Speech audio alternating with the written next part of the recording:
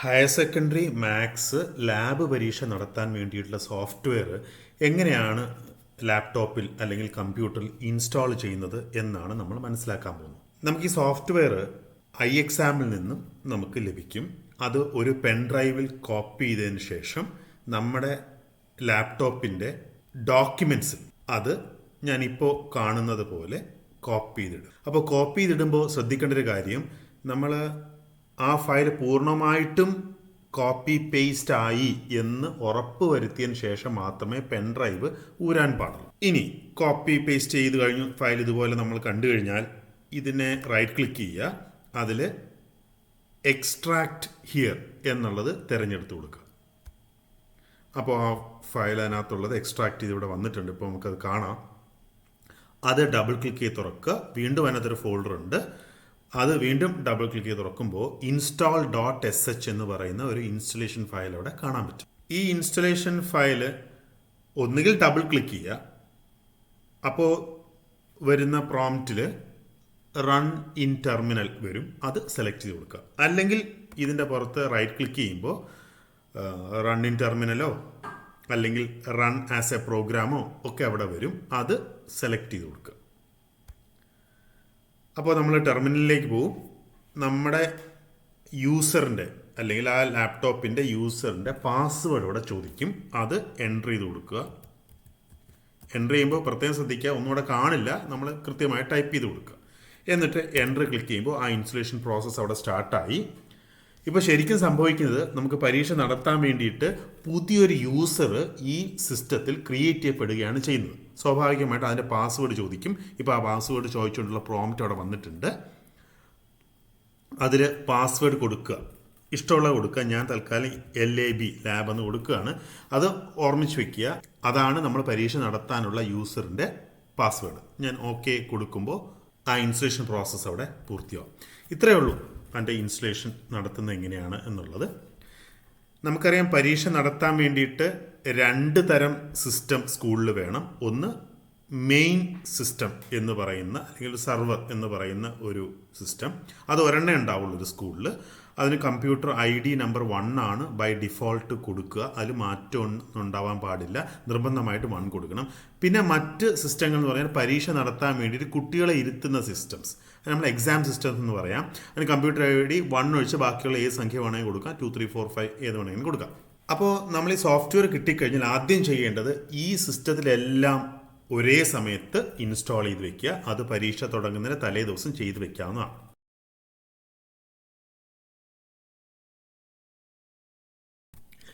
അങ്ങനെ നമ്മൾ സ്കൂളിൽ പരീക്ഷ നടത്താനുള്ള സിസ്റ്റംസ്, അതുപോലെ മെയിൻ സിസ്റ്റം, ഇതിലെല്ലാത്തിലും സോഫ്റ്റ്വെയർ ഇൻസ്റ്റാൾ ചെയ്ത് കഴിഞ്ഞു. ഇനി അടുത്തതായിട്ട് എങ്ങനെയാണ് ഒരു മെയിൻ സിസ്റ്റം ക്രിയേറ്റ് ചെയ്യുന്നത്, അതായത് computer ID number 1 main system എങ്ങനെയാണ് ക്രിയേറ്റ് ചെയ്യുന്നത് എന്നാണ് ഞാൻ ഇനി പറയാൻ പോകുന്നത്. സ്കൂളിൽ അത്തരത്തിൽ ഒരു സിസ്റ്റമാണ് വേണ്ടത്. അതിനകത്താണ് നമ്മൾ സ്കൂളിൽ ഏതൊക്കെ ലാബാണ് ചെയ്തത് എന്ന് തിരഞ്ഞെടുത്ത് കൊടുക്കേണ്ടത്, ബാച്ചുകൾ ക്രിയേറ്റ് ചെയ്യേണ്ടത്, ആ ബാച്ചുകളിലേക്ക് കുട്ടികളെ ചേർക്കേണ്ടത്, അതിനുശേഷം ഒരു ITX ഫയൽ എക്സ്പോർട്ട് ചെയ്ത് പരീക്ഷ നടത്താനുള്ള സിസ്റ്റത്തിലേക്ക് കൊണ്ടുപോകേണ്ടത്. ആ കാര്യങ്ങളൊക്കെ എങ്ങനെയാണ് ചെയ്യുന്നത് എന്ന് നമുക്കൊന്ന് മനസ്സിലാക്കാം. ആദ്യം നമുക്ക് പരീക്ഷ നടത്താനുള്ള യൂസറിലേക്ക് ലോഗിൻ ചെയ്യേണ്ടതുണ്ട്. അതിനുവേണ്ടി നിലവിലുള്ള യൂസറിൽ നിന്ന് നമ്മൾ ലോഗ് ഔട്ട് ചെയ്യണം. ഞാനിപ്പോൾ കാണിക്കുന്നത് പോലെ ലോഗ് ഔട്ട് ചെയ്യണം. ഞാനിപ്പോൾ പരീക്ഷ നടക്കാനുള്ള യൂസറിലേക്ക് ലോഗിൻ ചെയ്തിട്ടുണ്ട്. നമുക്ക് ആപ്ലിക്കേഷനിലെ ആക്സസറീസിൽ IT മാത്സ് ലാബ് എക്സാം എന്നുള്ള സോഫ്റ്റ്വെയറിൻ്റെ ലിങ്ക് അവിടെ കാണും. അത് ക്ലിക്ക് ചെയ്ത് സോഫ്റ്റ്വെയർ ഓപ്പൺ ചെയ്യുകയാണ് ചെയ്യേണ്ടത്. അപ്പോൾ അത് ക്ലിക്ക് ചെയ്ത് കഴിയുമ്പോൾ ഇതുപോലെ വിൻഡോ തുറന്നു വരും. ഇതിൽ നമ്മളെ ഇൻറ്റേർണലായിട്ടാണ് കയറേണ്ടത്. അതായത് മെയിൻ സിസ്റ്റം ക്രിയേറ്റ് ചെയ്യാൻ വേണ്ടിയിട്ട് ഇൻറ്റേർണലായിട്ട് കയറുന്നു. ഏത് സ്കൂളിലാണോ പരീക്ഷ നടക്കുന്നത് ആ സ്കൂളിൻ്റെ സ്കൂൾ കോഡ് എൻ്റർ ചെയ്ത് കൊടുക്കണം.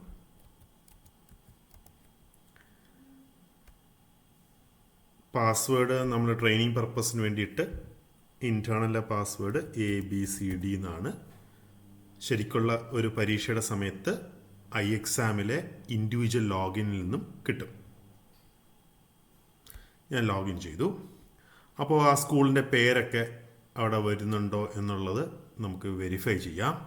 അതിനുശേഷം രജിസ്റ്റർ സ്കൂൾ ഡീറ്റെയിൽസ് ക്ലിക്ക് ചെയ്ത് കഴിഞ്ഞാൽ computer ID set 1 for server, ഞാൻ പറഞ്ഞു മെയിൻ സിസ്റ്റമാണ്, സെർവറായിട്ടാണ് നമ്മൾ കാണുന്നത്. 1 എന്നുള്ളത് നിർബന്ധമായിട്ടും 1 തന്നെ കൊടുക്കണം. 1. ഓക്കെ. ഇനി സ്കൂളിലെ രജിസ്റ്റർ നമ്പർ എൻ്റർ ചെയ്യണം. അതായത് സ്കൂളിൽ IT മാത്സ് ലാബ് പരീക്ഷ എഴുതുന്ന കുട്ടികളുടെ തുടക്കം മുതൽ അവസാനം വരെയുള്ള രജിസ്റ്റർ നമ്പർ അവിടെ ചേർത്ത് കൊടുക്കണം. ഞാനങ്ങ് ചേർക്കുകയാണേ.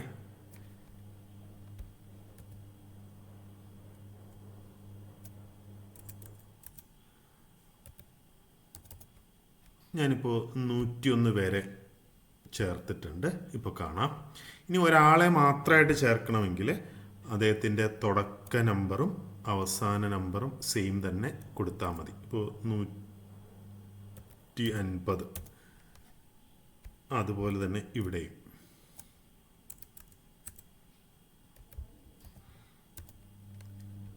ഇപ്പോൾ ഞാൻ ഒരാളെയും കൂടെ ചേർത്തു. അപ്പോൾ അതുപോലെ ബ്രേക്കൊക്കെ ഉണ്ടെങ്കിൽ അതനുസരിച്ച് എൻ്റർ ചെയ്ത് കൊടുത്താൽ മതി എന്നാണ് ഞാൻ പറഞ്ഞു വന്നത്. എല്ലാവരെയും ചേർത്ത് കഴിയുമ്പോൾ നമുക്കത് ക്ലോസ് ചെയ്യാം. ക്ലോസ് ചെയ്യുമ്പോഴത്തേക്കും ഈ ഒരു വിൻഡോ വരും. ആ വിൻഡോയിൽ നമുക്ക് ലാബ് സെലക്ഷനാണ് ഇനി നടത്തേണ്ടത്. ആ സ്കൂളിൽ ചെയ്യിപ്പിച്ചിട്ടുള്ള 8 ലാബുകൾ ഏതൊക്കെയാണ്? ഫസ്റ്റ് ഇയറിലെ 4, സെക്കൻഡ് ഇയറിലെ 4. അപ്പോൾ ഞാനത് തിരഞ്ഞെടുത്ത് കൊടുക്കുകയാണ്. ഓക്കെ. അപ്പോൾ ഇനിയും ഒന്നും കൂടെ നമുക്ക് തിരഞ്ഞെടുക്കാൻ കഴിയില്ല, മാക്സിമം 4 എടുക്കാൻ കഴിയുള്ളൂ എന്നുള്ള പ്രോംപ്റ്റ് വരും. ഇനി എടുക്കാൻ ശ്രമിച്ചാൽ സെക്കൻഡ് ഇയറിലെ 4 സെലക്ട് ചെയ്ത് കഴിയുമ്പോൾ, അതായത് മൊത്തം 8 സെലക്ട് ചെയ്ത് കഴിയുമ്പോൾ ഈ ഒരു ബട്ടൺ അവിടെ വിസിബിൾ ആവും, കൺഫേം ലാബ് സെലക്ഷൻ. അത് കൺഫേം ചെയ്യുന്നതിന് മുമ്പ് ഒരു കാര്യം കൃത്യമായിട്ട് ഉറപ്പിക്കണം, നമ്മൾ സ്കൂളിൽ ചെയ്യിപ്പിച്ചിട്ടുള്ളത് നമ്മൾ ഉദ്ദേശിച്ച ലാബുകൾ തന്നെയാണ് സെലക്ട് ചെയ്തിട്ടുള്ളത് എന്ന് ഉറപ്പുവരുത്തണം. ഒരു പ്രാവശ്യം കൺഫേം ചെയ്തു പിന്നെ നോക്കുമ്പോൾ ലാബ് സെലക്ഷൻ തെറ്റിപ്പോയിട്ടുണ്ടെങ്കിൽ പിന്നെ നമുക്ക് ഒന്നും ചെയ്യാൻ കഴിയില്ല. ഇത് അൺഇൻസ്റ്റാൾ ചെയ്തിട്ട് വീണ്ടും ആ സോഫ്റ്റ്വെയർ ഇൻസ്റ്റാൾ ചെയ്തിട്ടേ മുന്നോട്ട് പോകാൻ കഴിയുള്ളൂ. അതുകൊണ്ട് വളരെ ശ്രദ്ധയോട് കൂടി ആ ലാബ് സെലക്ഷൻ നടത്തേണ്ടതാണ്. കൺഫേം കൊടുക്കുമ്പോൾ are you sure you want to continue, yes കൊടുക്കുമ്പോൾ അത് കൺഫേംഡ് ആയി. ഇനി നമുക്ക് കറക്ഷൻ ചെയ്യാൻ കഴിയില്ല എന്ന് നേരത്തെ പറഞ്ഞു. ക്ലോസ് ചെയ്യുന്നു. അപ്പോൾ ലാബ് സെലക്ഷൻ നമ്മൾ കഴിഞ്ഞു. നമ്മൾ ലാബ് സെലക്ട് ചെയ്തിട്ടുള്ള 8 ലാബുകൾ ഇപ്പോൾ അവിടെ കാണാം.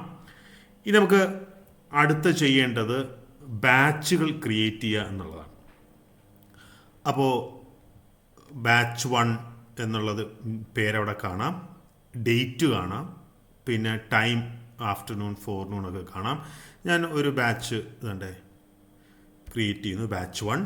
അപ്പോൾ തന്നെ ബാച്ച് 2 അവിടെ വന്നു. അത് 26-ാം തീയതി ഉച്ചയ്ക്ക് ശേഷമായിട്ട് കണ്ടുകൊണ്ട് അത് ചെയ്യുന്നു. ഇനി അടുത്ത് 27-ാം തീയതി നടത്തുന്നു എന്നുള്ള തരത്തിലാണെങ്കിൽ അതിൻ്റെ മോർണിംഗ് സെഷൻ സെലക്ട് ചെയ്തു, ഫോർനൂൺ ബാച്ച് ക്രിയേറ്റ് ചെയ്തു. പിന്നെ 27 ഓരോ പ്രാവശ്യം അത് നമ്മൾ ആ കറണ്ട് ഡേറ്റിലേക്ക് പോകുന്നുണ്ട്. നമ്മളത് ശ്രദ്ധിച്ചു വേണം അതിൻ്റെ ഡേറ്റ് മാറ്റി കൊടുക്കുന്നത് ചെയ്യാൻ. സേവ് കൊടുത്തു. ഓക്കെ. അപ്പോൾ ഞാൻ 4 ബാച്ചുകൾ ക്രിയേറ്റ് ചെയ്തിട്ടുണ്ട്, അതോടെ കാണാം. അപ്പോൾ ആവശ്യമായിട്ടുള്ള ബാച്ചുകൾ ക്രിയേറ്റ് ചെയ്യുക. സ്കൂളിൽ പരീക്ഷ നടത്താനുള്ള ബാച്ചുകളൊക്കെ ക്രിയേറ്റ് ചെയ്യുക. എന്നിട്ട് ഓരോ ബാച്ചിലേക്കും കുട്ടികളെ ചേർക്കണം. ബാച്ചോടെ സെലക്ട് ചെയ്തെടുത്താൽ കുട്ടികളെ ചേർക്കാനുള്ള ബട്ടൺ അവിടെ തെളിഞ്ഞു വരും. ആഡ് സ്റ്റുഡൻസ്, നമുക്ക് കുട്ടികളെ ഇവിടുന്ന് സെലക്ട് ചെയ്ത് കൊടുക്കാം. ഏതൊക്കെ കുട്ടികളാണ് രജിസ്റ്റർ നമ്പർ നമ്മൾ ആദ്യത്തെ ബാച്ചിൽ ഉൾപ്പെടുത്താൻ ഉദ്ദേശിക്കുന്നത് അവരെയൊക്കെ ഇവിടെ നമ്മൾ സെലക്ട് ചെയ്ത് കൊടുക്കുക. അപ്പോൾ ഞാൻ തൽക്കാലം 10 മാത്രമേ സെലക്ട് ചെയ്തുള്ളൂ. സേവ് കൊടുക്കുന്നു. Successfully saved. ക്ലോസ് ചെയ്യുന്നു. അപ്പോൾ ബാച്ച് 1-ൽ നമ്മൾ സെലക്ട് ചെയ്തിട്ടുള്ള 10 കുട്ടികളെ നമുക്കിപ്പോൾ അവിടെ കാണാം. അവരുടെ രജിസ്റ്റർ നമ്പറൊക്കെ അവിടെ കാണുന്നുണ്ട്. ഇനി അടുത്ത ബാച്ച് 2-ൽ ഞാൻ കുറച്ച് കുട്ടികളെ ചേർക്കുകയാണ്. അപ്പോൾ നേരത്തെ സെലക്ട് ചെയ്ത കുട്ടികളൊന്നും ഇപ്പോൾ അവിടെ ഉണ്ടാവില്ല. ബാക്കി കുട്ടികളെ ഞാൻ അവിടെ നിന്ന് സെലക്ട് ചെയ്ത് കൊടുക്കുകയാണ്. തൽക്കാലം ഞാൻ 7 സെലക്ട് ചെയ്ത് കൊടുക്കുന്നു. അപ്പോൾ നിങ്ങൾക്ക് 20 കുട്ടികൾ പരീക്ഷ എഴുതുന്നുണ്ടെങ്കിൽ 20 കുട്ടികളെയും ചേർക്കുക. 21 കുട്ടികളുണ്ടെങ്കിൽ 21, 22 അങ്ങനെ 24 വരെ നമുക്ക് ചേർക്കാൻ കഴിയും. ഓക്കെ, അപ്പോൾ ബാച്ച് 2-ലുള്ള 7 കുട്ടികൾ അവിടെ ഉണ്ട്. ഇനി ബാച്ച് 3-ലേക്ക് പോകാം. Add student. വീണ്ടും ഞാൻ ഇവിടുന്ന് സെലക്ട് ചെയ്ത് കൊടുക്കുകയാണ്. 6 പേരെ സെലക്ട് ചെയ്തു, സേവ് ചെയ്തു, ഓക്കെ കൊടുത്തു, ക്ലോസ് ചെയ്തു. ഇനി നമുക്ക് ഒരു ബാച്ച് കൂടെ ക്രിയേറ്റ് ചെയ്തിട്ടുണ്ട്, 4-മത്തത്. അതിലെയും കുട്ടികളെ ഞാൻ ആഡ് ചെയ്യുകയാണ്.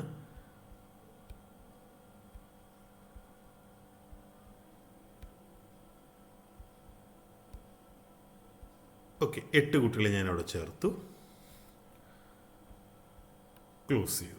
ഓക്കെ, അപ്പോൾ ആ 8 കുട്ടികളിവിടെ കാണാം. അപ്പോൾ ഞാൻ 4 ബാച്ചുകൾ ക്രിയേറ്റ് ചെയ്തു. 4 ബാച്ചിലേക്കും കുട്ടികളെ ചേർത്ത് കഴിഞ്ഞു.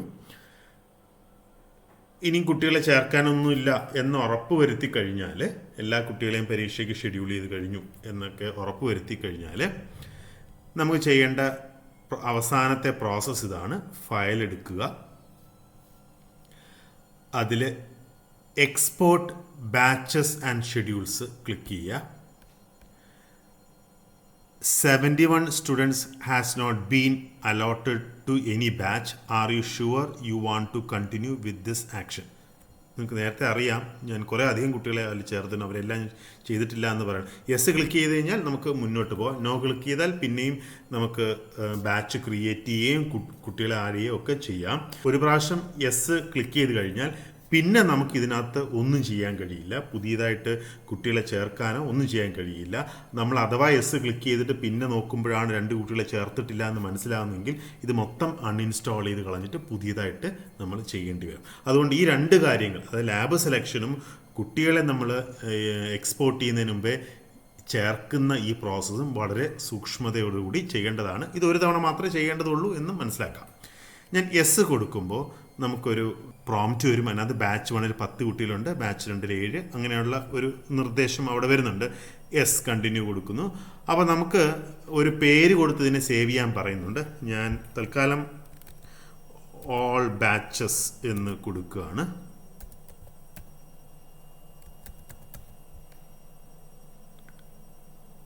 സേവ്. ഓക്കെ, അപ്പോൾ ഡാറ്റ സേവ് ചെയ്ത് കഴിഞ്ഞു. ഇനി നമുക്ക് ഇവിടുത്തെ എല്ലാം ഡിസേബിൾഡ് ആയിട്ടെന്നുള്ള കാണാൻ പറ്റും. നമുക്കൊരു കുട്ടികളെ ചേർക്കാനോ ഒന്നും നമുക്ക് കഴിയില്ല. ഇത്രയും കാര്യങ്ങളാണ് ഒരു ഇന്റേണൽ എക്സാമിനർ പരീക്ഷ തുടങ്ങുന്നതിന് മുമ്പ് ചെയ്യേണ്ട കാര്യങ്ങൾ. ഇനി നമുക്ക് ഇതിൽ നിന്നും എക്സിറ്റ് ആവാം. ഇപ്പോൾ നമ്മൾ നേരത്തെ ക്രിയേറ്റ് ചെയ്തിട്ടുള്ള ആ ഓൾ ബാച്ചസ് എന്ന ഫയല് ഒരു ITX ഫയലായിട്ട് നമ്മുടെ ഹോമിൽ കിടക്കുന്നുണ്ടാവും. അതുകൊണ്ട് ഇവിടെ കാണാം. ഇതിനെ പെൻ ഡ്രൈവിലേക്ക് കോപ്പി, ഞാൻ പെൻ ഡ്രൈവിലേക്ക് കോപ്പി പേസ്റ്റ് ചെയ്തു. ഇപ്പോൾ നമുക്ക് ആ ഫയൽ അവിടെ കാണാം.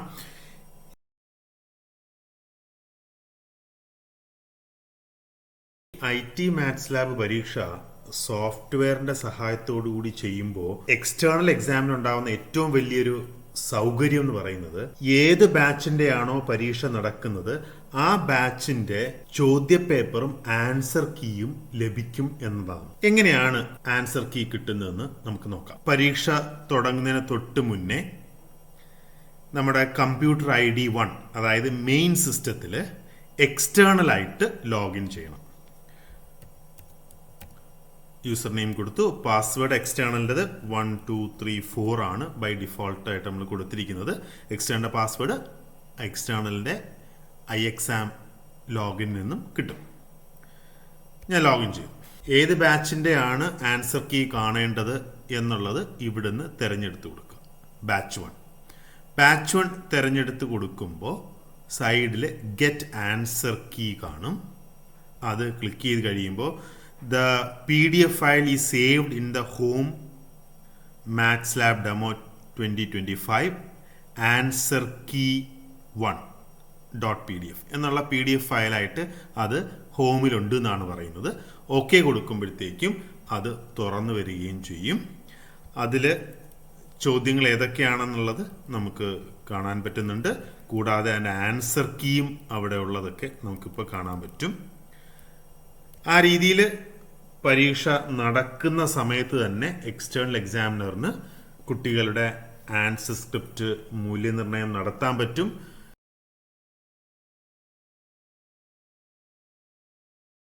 ഇനി നമുക്ക് പരീക്ഷ നടത്തുന്ന സിസ്റ്റംസ് എങ്ങനെ ക്രിയേറ്റ് ചെയ്യാമെന്ന് നോക്കാം. അതായത് എക്സാം സിസ്റ്റംസ്. ഓൾറെഡി നമ്മൾ കമ്പ്യൂട്ടറിൽ സോഫ്റ്റ്വെയർ ഇൻസ്റ്റാൾ ചെയ്തിട്ടുണ്ട്. ഞാനത് ഓപ്പൺ ചെയ്യുകയാണ്. ഇന്റേണലായിട്ട് ലോഗിൻ ചെയ്യുന്നു. Register school details. പരീക്ഷ നടക്കുന്ന സിസ്റ്റം ആയതുകൊണ്ട് 2 മുതൽ ഏത് സംഖ്യ വേണമെങ്കിലും കൊടുക്കാം. 2, 3, 4, 5, 6, 7, 8 അങ്ങനെ നമുക്ക് കൊടുക്കാം. അപ്പോൾ ഞാൻ തൽക്കാലം ഇതിന് 2 എന്ന് നമ്പർ കൊടുത്തുകൊണ്ട് മുന്നോട്ട് പോവുകയാണ്. ഓക്കെ, ഇതിനകത്ത് വേറെ ഒന്നുമില്ല. ഇതിനകത്ത് നമുക്ക് പരീക്ഷ നടത്താൻ വേണ്ടിയിട്ടുള്ള ഒരു സിസ്റ്റം ആയതുകൊണ്ട് അതിൽ ഇത്രയും കാര്യങ്ങൾ മാത്രമേ ഉള്ളൂ. ഇനി നമുക്ക് ഇതിനകത്ത് നമ്മൾ നേരത്തെ ക്രിയേറ്റ് ചെയ്തിട്ടുള്ള ഓൾ ബാച്ചസ് എന്ന് പറയുന്ന ഒരു ITX ഫയലുണ്ട്. അത് നമ്മൾ പെൻഡ്രൈവിൽ കോപ്പി ചെയ്ത് കൊണ്ടുവന്നിട്ടുണ്ട്. അത് നമ്മൾ ആദ്യം ഈ സിസ്റ്റത്തിലേക്ക് ചേർക്കണം. അപ്പോൾ ഞാൻ അത് കോപ്പി പേസ്റ്റ് ചെയ്യുകയാണ്. ഇത് ഇവിടെ ഉണ്ടത്. അതിന് ഞാൻ കോപ്പി ചെയ്തിട്ട് ഡെസ്ക്ടോപ്പിൽ തന്നെ അത് പേസ്റ്റ് ചെയ്യാണ്. ഓക്കെ, നമുക്കിപ്പോൾ അതവിടെ കാണാം.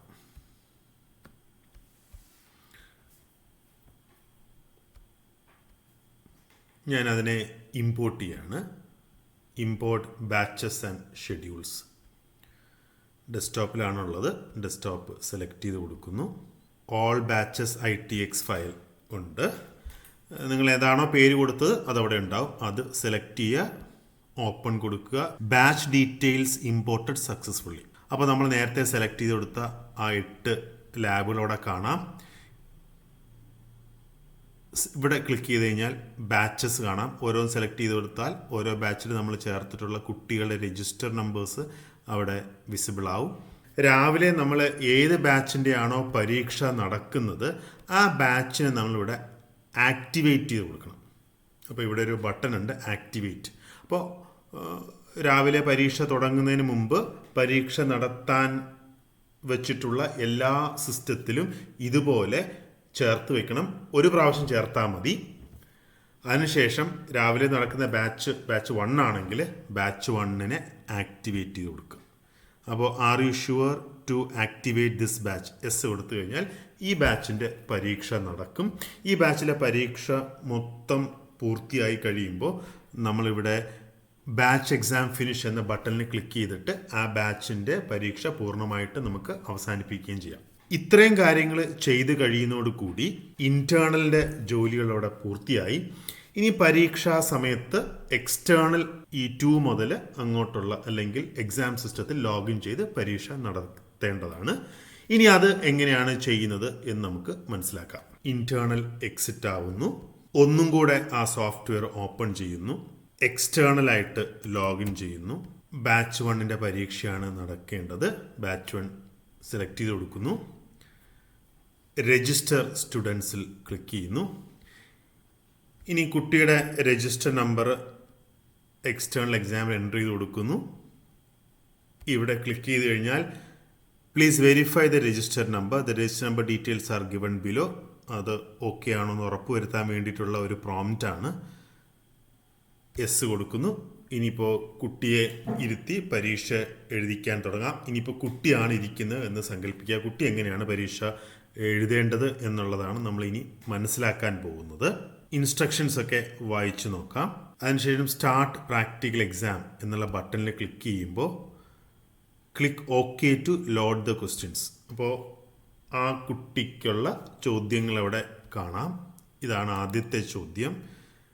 അത് ലാബ് 4ലെയാണ്. ക്വസ്റ്റ്യൻ നമ്പർ 2 നോക്കുമ്പോൾ ലാബ് 2ലെ ചോദ്യമാണ്.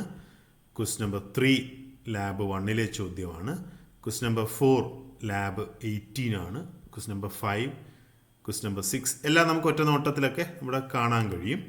കുട്ടി ഏതാണ് ആൻസർ ചെയ്യാൻ ആദ്യം പോകുന്നത് അത് സെലക്ട് ചെയ്യുക. ഞാൻ ക്വസ്റ്റ്യൻ നമ്പർ 1 ചെയ്യാൻ പോവുകയാണ്. സ്റ്റാർട്ട് എക്സാം ക്ലിക്ക് ചെയ്യുന്നു. അപ്പോൾ ഇത് മിനിമൈസ് ചെയ്ത് ഒരു മൂലയിലേക്ക് മാറും. ഇനി ആ കറണ്ട് ക്വസ്റ്റ്യൻ PDF ആയിട്ട് കാണാൻ വേണ്ടിയിട്ട് ഈ കറണ്ട് ക്വസ്റ്റ്യനിൽ ക്ലിക്ക് ചെയ്യുക. അപ്പോൾ അത് വലുതായിട്ട് നമുക്കിവിടെ കാണാൻ പറ്റും. ഇനി ഒരു ജിയോജിബ്ര ഫയലിലാണ് ഇതൊക്കെ ചെയ്യേണ്ടതുള്ളതുകൊണ്ട് ജിയോജിബ്ര ഫയൽ തുറക്കുക. അതിൽ ഈ പറയുന്ന ആക്ടിവിറ്റി കൺസ്ട്രക്ഷൻ ആണെങ്കിൽ കൺസ്ട്രക്ഷൻ അതൊക്കെ പെർഫോം ചെയ്യുക, അതിൻ്റെ ആൻസറൊക്കെ കണ്ടുപിടിക്കുക. അതിനുശേഷം ആ ചോദ്യം എഴുതി കഴിഞ്ഞു കഴിഞ്ഞാൽ ഗോ ടു ക്വസ്റ്റ്യൻ പാനൽ എന്നുള്ള ബട്ടണിൽ ക്ലിക്ക് ചെയ്ത് കഴിഞ്ഞാൽ നമുക്ക് വീണ്ടും would you like to finish the question 1 yes കൊടുത്തു കഴിഞ്ഞാൽ നമുക്ക് നേരത്തെ ക്വസ്റ്റ്യൻ പാനലിലേക്ക് വീണ്ടും പോകും. നമുക്ക് ഈ പരീക്ഷയ്ക്ക് 2 റെഡിമെയ്ഡ് അപ്ലറ്റ്സ് ആണുള്ളത്. അത് ലഭിക്കാനായിട്ട് നമ്മൾ ഹോമിൽ പോയിട്ട് അവിടെ 2 ഫോൾഡർ ഉണ്ടാവും. ഒന്ന് മാത്സ് ലാബ് ഡോക്യുമെൻറ്റ്സിൽ ഡബിൾ ക്ലിക്ക് ചെയ്ത് കഴിഞ്ഞാൽ അവിടെ 2 ഫോൾഡർ ഉണ്ടാവും. ഒന്ന് മാത്സ് ലാബ് പ്രോഡക്ട്സ്, അതിൽ ക്ലിക്ക് ചെയ്ത് കഴിഞ്ഞാൽ അവിടെ അതേഴ്സ് ഉണ്ടാവും. അതേഴ്സിനകത്ത് മാത്സ് ലാബ് ഡോക്യുമെൻറ്റ്സ്, അതിൽ 2 ജിയോജിബ്ര ഫയലുകളാണ്. ഇത് രണ്ടും ഡബിൾ ക്ലിക്ക് ചെയ്ത് ഓപ്പൺ ചെയ്ത് കഴിഞ്ഞാൽ നമുക്ക് അതുപയോഗിച്ച് ചെയ്യേണ്ട ചോദ്യങ്ങൾ അവിടെ ചെയ്യാൻ കഴിയും.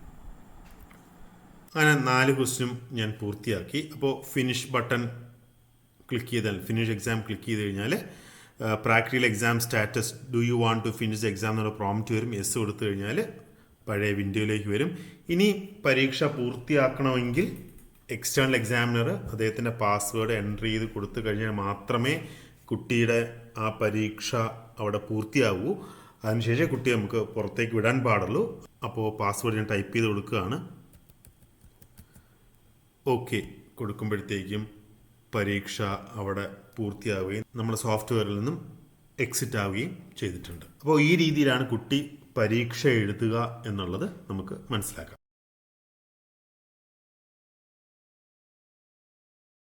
ഇനി നമ്മൾ മനസ്സിലാക്കാൻ പോകുന്നത് ഒരു കുട്ടി ആബ്സെൻ്റ് ആയാൽ ആ കുട്ടിയെ എങ്ങനെയാണ് അക്കോമഡേറ്റ് ചെയ്യുന്നത്. അല്ലെങ്കിൽ ഇനി വരാൻ പോകുന്ന ഏതോ ഒരു ദിവസം പരീക്ഷ എഴുതുന്ന കുട്ടിയെ ആ ദിവസം കുട്ടിക്ക് അസൗകര്യം ഉള്ളത് കൊണ്ട് നമുക്ക് മറ്റൊരു ബാച്ചിലേക്ക് ചേർക്കേണ്ടത് എങ്ങനെ, അല്ലെങ്കിൽ അക്കോമഡേറ്റ് ചെയ്യേണ്ടത് എങ്ങനെ എന്നുള്ളതിനെ കുറിച്ചാണ് ഞാൻ വിശദീകരിക്കാൻ പോകുന്നത്.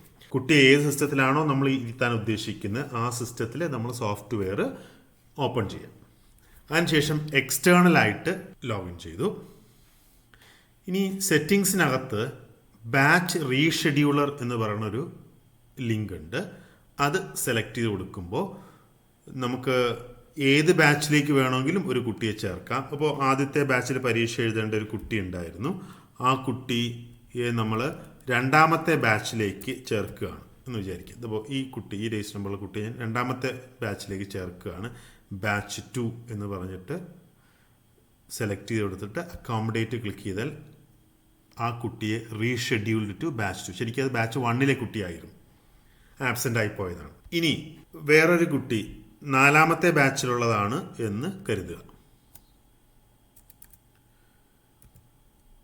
ഇത് 4ാമത്തെ ബാച്ചിലുള്ള ഒരു കുട്ടിയാണ്. ആ കുട്ടിയെ ഞാൻ 2ാമത്തെ ബാച്ചിലേക്ക് അക്കോമഡേറ്റ് ചെയ്യുന്നു, അല്ലെങ്കിൽ 3ാമത്തെ ബാച്ച് ഏതെങ്കിലും ഞാൻ 2ാമത്തെ ബാച്ചിലേക്ക് സെലക്ട് ചെയ്തെടുത്തിട്ട് അക്കോമഡേറ്റ് കൊടുത്തു കഴിഞ്ഞാൽ ആ കുട്ടിയും അതിലേക്ക് ചേർത്തായിട്ട് ഇപ്പോൾ നമുക്ക് കാണാൻ പറ്റും. ഇപ്പോൾ നമ്മൾ ആ 2ാമത്തെ ബാച്ച് എടുത്തു കഴിയുമ്പോഴത്തേക്ക് ആ ബാച്ചിൽ പുതിയതായിട്ട് ചേർത്ത 2 കുട്ടികളുടെ രജിസ്റ്റർ നമ്പർ അവിടെ കാണാൻ പറ്റും. ഒന്ന് ദാണ്ട ഈ കുട്ടിയാണ് നമ്പർ 1 ആയിട്ട് കാണുന്നത്. പിന്നെ ലാസ്റ്റ് നമ്മൾ ചേർത്ത് 28, ഇത് 1 എന്ന് പറയുന്ന കുട്ടിയാണ്. അപ്പോൾ ഈ രീതിയിൽ ആബ്സെൻ്റ് ആയി വരുന്ന കുട്ടിയെ നമുക്ക് ചേർക്കാം, അല്ലെങ്കിൽ ഒരു കുട്ടിയെ നമുക്ക് പ്രീപോണ്ട് ചെയ്തിട്ട് പരീക്ഷ നടത്തിക്കുകയും ചെയ്യാം.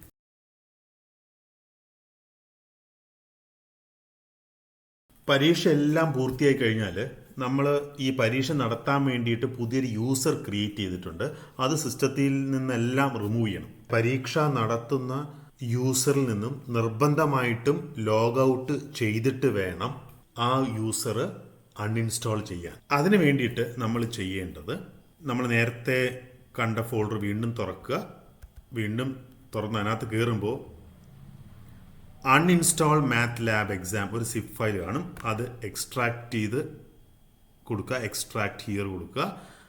അപ്പോൾ ഒരു ഫോൾഡർ അവിടെ വരുന്നുണ്ട്, എക്സ്ട്രാക്ട് ചെയ്ത ഫയൽ അവിടെ കാണാം. അത് ഡബിൾ ക്ലിക്ക് ചെയ്ത് തുറക്കുമ്പോൾ uninstaller.sh ഫയൽ കാണും. ഇത് നമ്മൾ നേരത്തെ എങ്ങനെയാണോ ഇൻസ്റ്റാൾ ചെയ്തത് അതുപോലെ അത് തുറന്ന് അപ്പോൾ ഒരു പ്രോംപ്റ്റ് വരുന്നുണ്ട്, do you want to uninstall math lab exam, yes കൊടുക്കുക. അപ്പോൾ പാസ്വേഡ് ചോദിക്കും, പാസ്വേഡ് ടൈപ്പ് ചെയ്ത് കൊടുക്കുക. എന്നിട്ട് എൻ്റർ ക്ലിക്ക് ചെയ്യുമ്പോൾ ആ ഇൻസ്റ്റലേഷൻ പ്രോസസ്സ് അവിടെ നടക്കും. അത് കംപ്ലീറ്റ് ആയിട്ട് അവിടെ അൺഇൻസ്റ്റാൾ ആവും.